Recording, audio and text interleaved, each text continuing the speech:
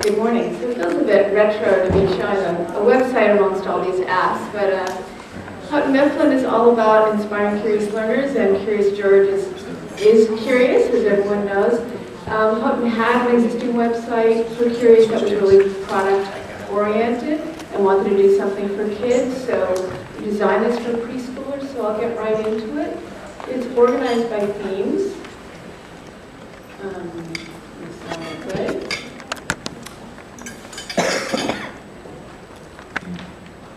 All right. That was working. Oops. Green arrow. George is curious about colors and shapes. If you're curious too, select the green arrow. So it's organized around themes, and as the theme changes, and so there's always a big illustration for the theme, and there's things that you can click on for the theme. And if you do select the green arrow, it'll go automatically into a game or video related to that theme. So in this case, it'll be a video. Why, I'm curious. Shape. Do you see this shape? Circle. There's a circle. Like a wheel, like a pie, round and round, that's why. Circle. Great shape. Can you see? Check it out. Colors and shapes. If you want to do other things related to the I'm theme. glad you're curious, just like George. Find out more about colors and shapes by choosing any of these videos, games, stories, or activities.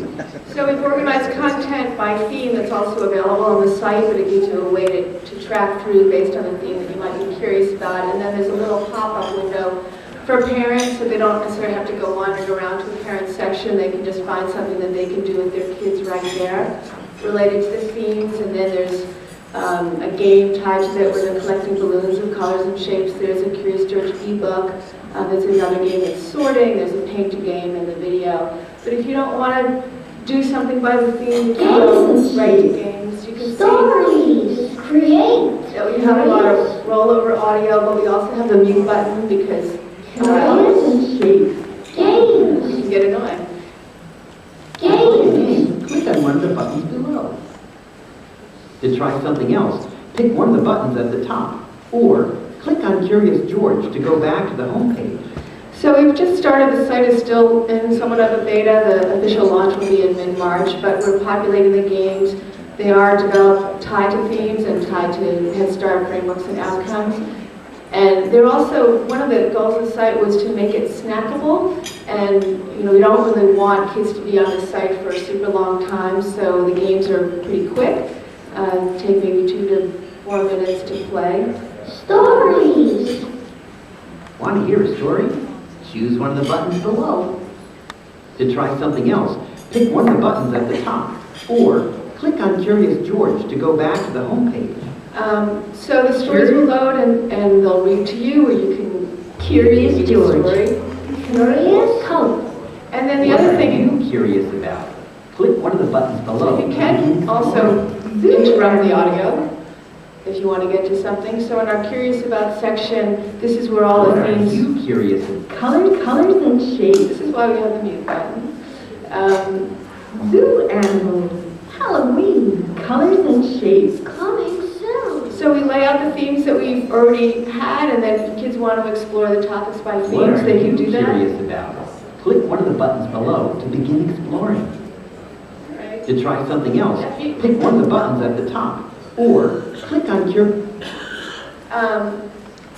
So you can go to zoo animals, and then you can see these are the games and activities that are related to zoo animals. In a video, you can go back to any of the other themes, and again, there's the pop-up button for parents. And then back at the home page, we also have content for adults with drop-down menus. So this will lead to other activities that parents can do or that teachers can do. And then the products. If people want to buy products, they can buy DVDs, etc. So we're just starting to put this out there. Kids are starting to come to it, but again, the big promotional push will be in mid-March, and we'll have more content on the site then. Questions?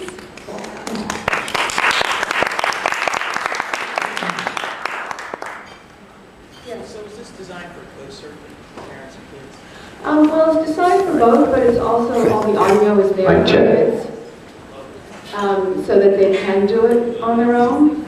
But there is content for parents on the site for them, and with both in the drop-down and then in the curious section. I was just curious, if the labels beneath the images that were very child-focused We're adult-focused, so in terms of their size and type.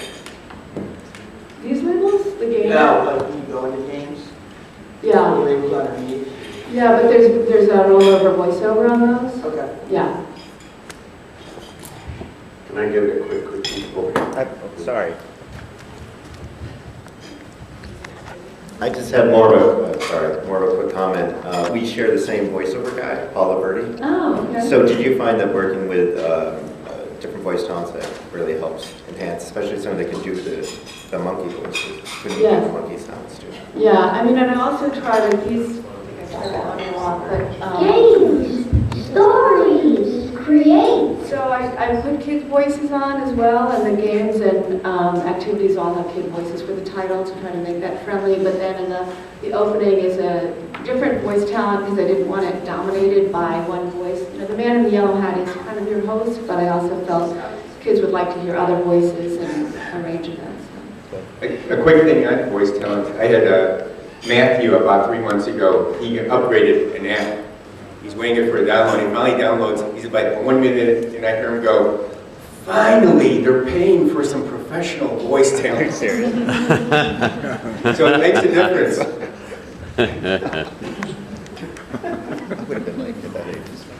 Any other comments? I got one.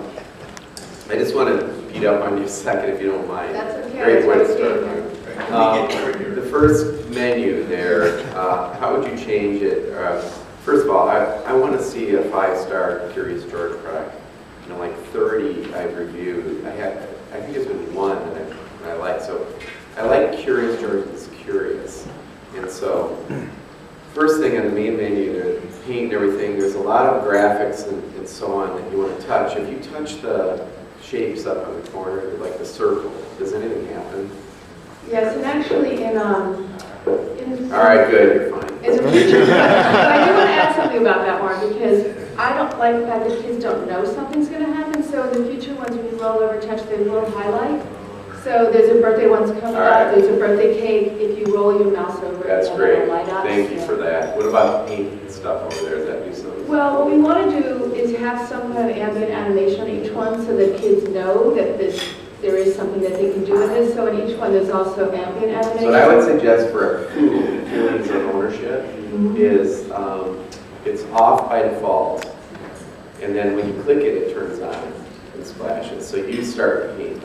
It's a minor touch, but it lets Well, it's interesting. When I looked at this yesterday, I thought we should have had the paint be the clickable one. Yeah. And other ones, like the birthday candles, are just, you know, they're flickering, but then you can blow out, you can have George blow out the candles. So I think that was more successful as an ambient, and I think you're right that this one would have been better to make that happen. The other comment's more of a bigger one, and that is, I've never met a child who's curious about colors and shapes. You know, I want a curious George that is curious of, like, the way Fred Rogers, like, I wonder how crayons are made. What I would suggest is to go out and interview 10 kids like yesterday at Media Tech and say, what are you guys curious about? You know, of the age range, of younger. What are you really curious about? And then to have Curious George go and actually find those things and you know, get the real information. But that would get a high rating from me. All right, that's great. And, you know, including things like zoo animals and puppies and pets and things which I think are probably more Yeah. spot on, and birthdays. So, but you're right, this is more like a preschool unit of colors and shapes. Thank you for taking my feedback. You do want lasers? Sure, I guess what I'd like, one of the goals here was really to make it, and I should say also this was done in HTML5, so it's designed to play across different platforms and devices. So what I'm curious about to know, I guess, is in terms of making this a very kid-focused, kid-friendly, kid-usable site, and kid-appealing, how well is it doing in that level? So is that what we want? Yeah. Okay, get your lasers out, please. Would you please? How break it down to one chunk. Get a feeling useful. Get a feeling useful. Let's say if you're training positive, 6.38, more 7. Scott. Yeah, more 7. Yeah, 7, 2-ish. Yeah. All right, thank you. Next up,